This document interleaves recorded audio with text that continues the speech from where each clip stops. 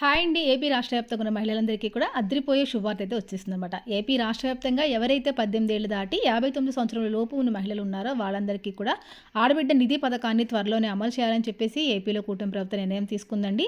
ఈ పథకం ద్వారా ప్రతి మహిళ యొక్క బ్యాంకు ఖాతాలోకి నేరుగా 18,000 రూపాయలు జమ చేస్తారనమాట.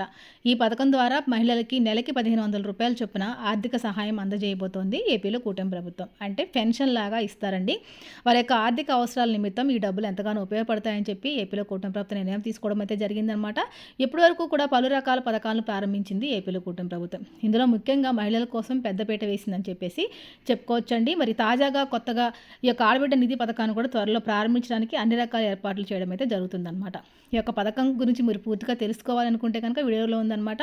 వీడియో పైన ఉన్న ప్లే బటన్ చేస్తే కనుక పూర్తి వీడియో అయితే మీరు చూడొచ్చండి.